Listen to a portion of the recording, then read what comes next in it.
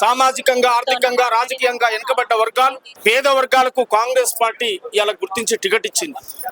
అదొక చారిత్రాత్మకమైనటువంటి విజయంగా భావిస్తూ ప్రజానాయకుడు, ప్రజాబంధు అయినటువంటి శ్రీశైలం యాదవన్న తనయుడు నవీన్ యాదవన్నకు కాంగ్రెస్ పార్టీ టికెట్ ఇస్తున్నట్టు సంతోషపడుతూ మేము రేపు పల్లె పల్లె ఈ బస్తీ మొత్తం జూబ్లీహిల్స్ బస్తీ ప్రతి గడప తిరుగుతాం, ఆడుతాం, పాడుతాం, 1,00,000 మెజార్టీతో గెలిపిస్తాం. రేవంత్ అన్న నాయకత్వంలో ప్రజాపాలన చేస్తున్నటువంటి కార్యక్రమాలు, ప్రజలకు అనుకూలమైనటువంటి కార్యక్రమాలు, ప్రజా సంక్షేమాన్ని ప్రజల్లోకి తీసుకెళ్తూనే ఏ పదవి లేని రోజే శ్రీశైలం అన్న ఈ బస్తీ ప్రజల కోసం, మంచినీళ్ళ కోసం కొట్లాడినోడు, కార్మిక సంఘాలు పెట్టినోడు, కర్షకుల సంఘాలు పెట్టినోడు, ప్రతి ఒక్కరి కష్టాలు బాధలు తీర్చినటువంటి నాయకుడు. పదవి వస్తే ఇంకా అంతకంటే అద్భుతంగా సేవ చేస్తారు. అట్లాంటి నాయకత్వానికి కావాలి. వారసత్వ రాజకీయాలు కావు, ఊకే ఉన్నోడే కావాలనే సిస్టమ్ కాదు. ఇది రాచరికం కాదు. జూబ్లీహిల్స్ ఎవరి సొంతం కాదు. జూబ్లీహిల్స్ మా పేద వర్గాలది, మా అట్టడుగు వర్గాలది, మా గొర్రెలను మేకలను కాసుకొని బతికినటువంటి జీవితాలుగా ఉన్నటువంటి మా జనం. ఒక్కసారి మాకు అవకాశం వస్తే దాన్ని ఓర్చుకోలేక రౌడీలని, గూండాలని ప్రచారం చేస్తారు. ఖబర్దార్ వెదవల్లారా. శ్రీశైలం అన్న జనం మనిషి, శ్రీశైలం అన్న ప్రజల మనిషి. నవీన్ యాదవ్ అన్న ఈ తరం యువతరం నాయకుడు. అట్లాంటి నాయకత్వానికే మద్దతు ఇస్తారు జూబ్లీహిల్స్ ప్రజలు అని చెప్పి కోరుతూ 1,00,000 మెజార్టీతో నవీన్ యాదవ్ అన్న గెలవబోతున్నాడు. మెజార్టీ కోసం మాత్రమే మేము ప్రచారం చేస్తున్నాం.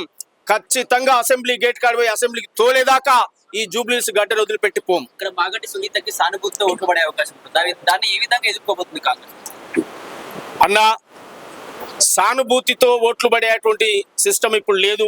సానుభూతితో ఓట్లు పడాల్సినటువంటి అవసరం ఏముంది? గోపినాథ్ అనేక సార్లు ఎమ్మెల్యే అయ్యాడు ఈ ప్రాంతం నుంచి.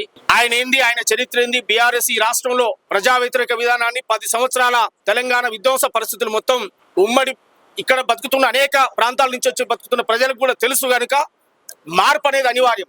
రాష్ట్రంలో మార్పు జరిగింది, ఇక్కడ కూడా మార్పు జరుగుతుంది. మార్పు అనేది అనివార్యం. మార్పు కోరుకుంటారు, కొత్త తరం నాయకత్వాన్ని కోరుకుంటారు. మాగంటి గోపినాథ్ ఉన్న పరిస్థితి వేరు, ఆయన భార్య వస్తే చూసే పరిస్థితులు వేరు కనుక ఖచ్చితంగా నవీన్ యాదవ్ అన్నకి ఇక్కడ స్పేస్ ఉంది. నవీన్ యాదవ్ అన్నకి అన్ని పరిశీలించే కాంగ్రెస్ పార్టీ టికెట్ ఇచ్చింది కనుక 1,00,000 మెజార్టీతో గెలవబోతున్నాం. Thank you. కాంగ్రెస్ పార్టీ అధికారంలోకి వచ్చినప్పటి నుంచి చాలా సంక్షేమ పథకాలు ఇస్తారని చెప్పి ఇవ్వట్లేదని చెప్పి బాకీ కట్లు పంచుతా ఉంది బీఆర్ఎస్ పార్టీ. మరి దీన్ని ఏ విధంగా ఎదుర్కోబోతున్నారు? కాంగ్రెస్ పార్టీ విధ్వంసమైన తెలంగాణను బాగు చేస్తుంది. ఇప్పుడు 10 సంవత్సరాల కాలంలో తెలంగాణను దోసుకుతిన్న తెలంగాణను ఒక్కొక్కటి రిపేర్ చేసుకుంటూ వస్తుంది ఖరాబ్ అయినటువంటి. అందువల్ల వెనక ముందనేటి జరుగుతాయి. మేజర్ గా ప్రజలకు ఇచ్చినటువంటి హామీలన్నీ మేజర్ గా అయిపోయినాయి. ఆ 1-2 సమస్యలు ఏవైతే ఉన్నాయో అవి కూడా ప్రజల్లోకి తీసుకెళ్లి అద్భుతంగా పరిష్కరించబోతున్నారు. అవన్నీ మాట్లాడతారు, ఇతరులు మాట్లాడతారు. అందువల్ల అవి మేము పట్టించుకోవాల్సిన అవసరం లేదు.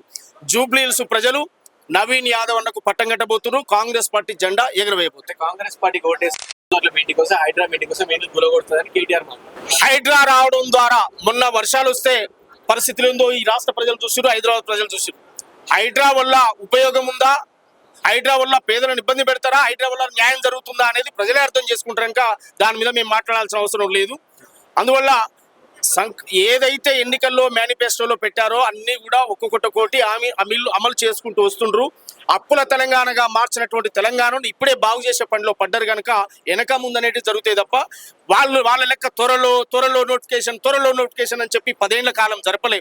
1.5 కాలంలోనే మరి 1,00,000 పైగా ఉద్యోగాలు ఇచ్చినటువంటి చరిత్ర కాంగ్రెస్ ప్రభుత్వానికి ఉంది. ప్రజాపాలన రేవంత్ అన్నకు ఉంది కనుక ఒకటి చేసుకుంటూ వస్తాం.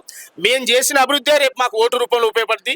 జూబ్లీహిల్స్ లో ముఖ్యంగా శ్రీశైలం అన్న చేసినటువంటి ప్రజలను ఆదుకున్న తీరే నవీన్ అన్న ఓటు రూపంలో వస్తుంది. నవీన్ అన్న చేసినటువంటి సామాజిక సోషల్ కార్యక్రమాలు విద్యార్థులకు కానీ, చదువులకు కానీ, చావులకు, బతుకులకు, పెండిలకు, పేరెంటాలకు అన్ని వర్గాల ప్రజలను వారు కాపాడారు కనుక బ్రహ్మాండమైన మెజార్టీతో బ్రహ్మాండంగా ఉండబోతుంది. యువరక్తం, మా పేదల వర్గాల నుంచి వచ్చిన నాయకుడు, మా అట్టడుగు వర్గాలు, మా సబ్బండ వర్గాల ప్రతినిధి నవీన్ యాదవ్ అన్న అద్భుతమైన 1,00,000 మెజార్టీతో గెలిపిస్తున్నాం.